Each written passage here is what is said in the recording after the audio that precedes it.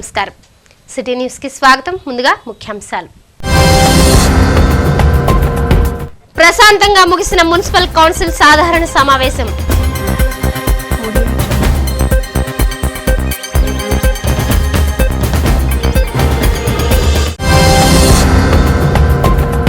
YSR Congress party నుండి తెలుగుదేశం పార్టీలోకి చేరిన మున్సిపల్ కౌన్సిలర్ బెస్సిబారాణి.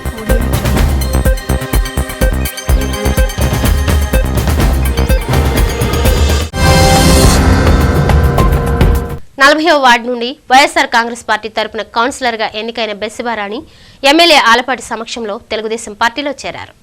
తెలుగుదేశం పార్టీ కార్యాలయంలో నిర్వహించిన ఈ కార్యక్రమంలో కౌన్సిలర్ బెస్సిబారాణి కొంతమంది కార్యకర్తలకు పార్టీ జెండా కప్పి ఆహ్వానించారు. తెలుగుదేశం పార్టీ చేస్తున్న అభివృద్ధి కార్యక్రమాలకు ఆకర్షితులై ఎంతో మంది పార్టీలో చేరుతున్నారని, చంద్రబాబు అహర్నిశలు కష్టపడి రాష్ట్రాభివృద్ధికి కృషి చేస్తుండడం ఎంతో గర్వకారణమని శాసనసభ్యులు ఆలపాటి పేర్కొన్నారు.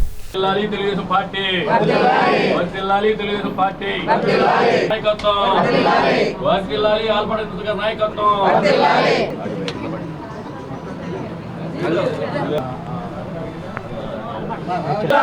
జోహార్ అన్న ఎన్టీఆర్, జోహార్ అన్న ఎన్టీఆర్.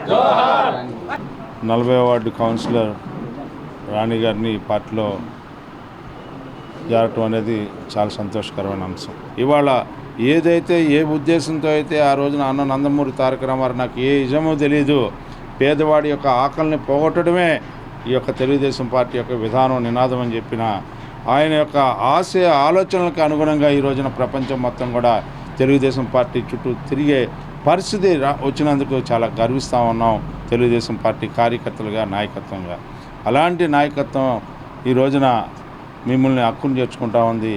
మీకు ఎప్పుడు కూడా ఈ రోజున స్వేచ్ఛ, స్వాతంత్రం, మరి ముఖ్యంగా క్రైస్తవులకి, దళితులకి, ముస్లింలకి ఈ పార్టీ మీకు అండ.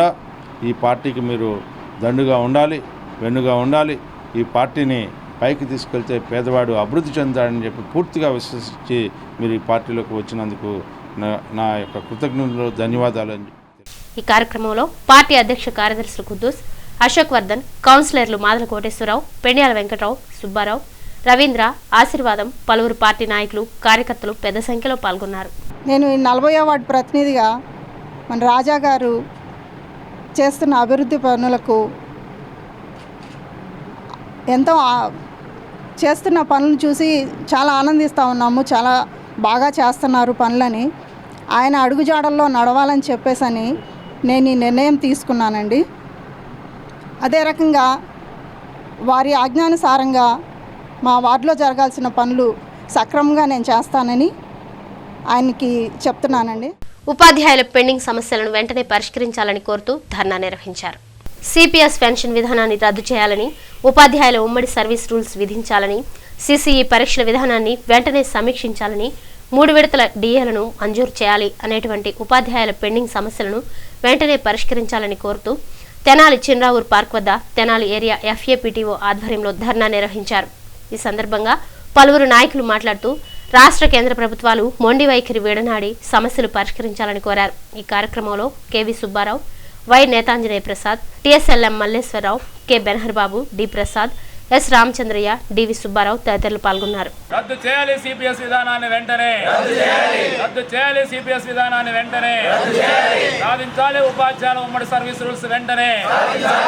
మరి సుప్రీంకోర్టు తీర్పుకు అనుసరించి సర్వీస్ రూల్స్ని సాధించి మరి ఉపాధ్యాయుల యొక్క ప్రమోషన్స్కి అటువంటి ఆటంకం లేకుండా చేయాలని చెప్పి, అలాగే 398 రూపాయల వేతనంతో పనిచేసినటువంటి ఉపాధ్యాయులందరూ కూడా నోషనల్ ఇంక్రిమెంట్లు మరి ఇవ్వాలని, అలాగే నూతన విద్యా విధానం పేరుతో తీసుకొచ్చినటువంటి ముషాయిదాకి చాలా సవరణ చేయాలని చెప్పి ఇటువంటి అనేకమైనటువంటి ముఖ్యమైనటువంటి సమస్యలతో ప్యాప్టో 3 దశల కార్యక్రమాన్ని చేపట్టిందని చెప్పి తెలియజేస్తూ ఉన్నాం. మిత్రులారా, ఇప్పటికైనా ప్రభుత్వం దిగిరాకపోతే మరింత ఉధృతం చేస్తామని చెప్పి ప్యాప్టో తరఫున తెలియజేస్తూ ఉన్నాం. మన ప్యాప్టో తరఫున 3 దశల కార్యక్రమంలో ఈనాడు తెనాలి ప్రాంతీయ శాఖల ఆధ్వర్యంలో తెనాలి పాత తాలూకా కేంద్రాల్లో 30 సమస్యల్ని అపరిష్కృతంగా ఉన్న వాటిని పరిష్కరించాలని ప్రభుత్వాన్ని డిమాండ్ చేస్తున్నాం.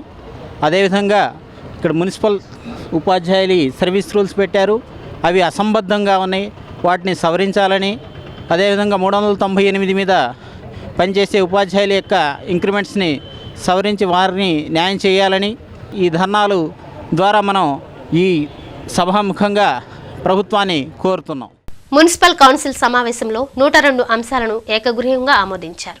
మున్సిపల్ కార్యాలయంలోని కౌన్సిల్ హాల్లో మంగళవారం నిర్వహించిన సాధారణ కౌన్సిల్ సమావేశం ప్రశాంతంగా జరిగింది. చైర్మన్ కొత్తమాస్ తులసిదాస్ అధ్యక్షతన జరిగిన ఈ సమావేశంలో 102 అంశాలను ఏకగ్రీవంగా ఆమోదించారు. చైర్మన్ అనారోగ్యం కారణంగా సమావేశం మధ్యలో వెళ్లిపోవడంతో ప్యానెల్ చైర్మన్ గా పెండాల వెంకట్రావు చైర్మన్ స్థానంలో కూర్చొని సభను నడిపించారు. అందరికీ నమస్కారం. ఇంతవరకు జరిగింది అని బాగానే జరిగింది సమావేశాలు. ఇది ముందు కూడా జరగాల్సిన జరుపుకోవాల్సిందిగా కోరుకుంటూ మరి మీరు ఇచ్చిన సహకారాన్ని మరోలని చెప్పేసి కూడా చెప్తాము. ప్రత్యేకంగా రమేష్ రామయ్య గారిని ప్రత్యేకంగా అభినందిస్తున్నాను.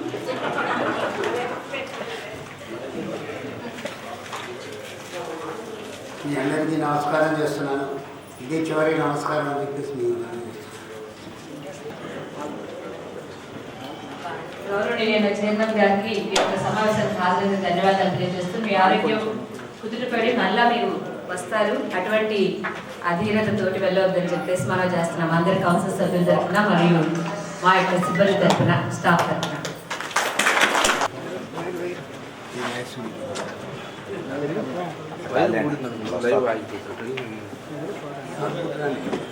వైఎస్ఆర్ కాంగ్రెస్ పార్టీ సభ్యులు కూడా చైర్మన్ వెళ్లిపోయిన తర్వాత సంఘీభావంగా వాకౌట్ చేశారు.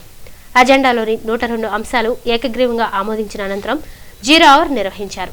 0 అవర్లో పలు కౌన్సిలర్లు తమ వార్డుల్లోని సమస్యలను అధికారుల దృష్టికి తీసుకొచ్చారు. ఈ సమావేశంలో commissioner K Shakuntala, assistant commissioner Vijayasarathi, MHO doctor Ramana, RO Yogendra, DE Royal Babu తదితరులు పాల్గొన్నారు. 102 అంశాలతో కూడినటువంటి ఎజెండాని పూర్తి చేశాము. సభ్యులు చాలామంది 0 అవర్లో ఎన్నో విషయాలు అడిగారు. వాళ్ళందరికీ కూడా సమాధానం చెప్పడం జరిగింది. మరి ఎన్నో అభివృద్ధి కార్యక్రమాలు తెనాలిపట్నంలో జరిగినాయి. ఇవన్నీ కూడా కౌన్సిలర్స్ అందరు కూడా మరి వాళ్ళు అందరూ తెలుసుకొని ఈ అభివృద్ధి కార్యక్రమాలు ఇంకా కావాలని అడిగారు. ఈ ఆల్పాటి రాజేంద్ర ప్రసాద్ గారి ఆధ్వర్యంలో మరి తెనాలిపట్నంలో ఎన్నో కార్యక్రమాలు జరుగుతున్నాయి. ఇంకా మంచి కార్యక్రమాలు చేసి పేరు ప్రతిష్టలు తెచ్చుకోవాలని మా సభ్యులంతా కోరుకుంటున్నారు. ధన్యవాదాలు. 3వ వార్డు కౌన్సిలర్ గుమ్మడి రమేష్ జన్మదినం సందర్భంగా మహాత్మా గాంధీ సేవాశాంతి ఆశ్రమంలో వృద్ధులకు అన్నదానం చేశారు. రమేష్ యూత్ ఆధ్వర్యంలో ఈ కార్యక్రమాన్ని ఏర్పాటు చేశారు. ఈ సందర్భంగా గుమ్మడి రమేష్ యూత్ నాయకులు మాట్లాడుతూ పేదవారికి మరిన్ని సేవా కార్యక్రమాలు మున్ముందు చేసేందుకు ఏర్పాట్లు చేస్తున్నామని చెప్పారు. పలువురు యువకులతో పాటు ఆశ్రమ నిర్వాహకులు వజ్రాల రామలింగాచారి తదితరులు పాల్గొన్నారు.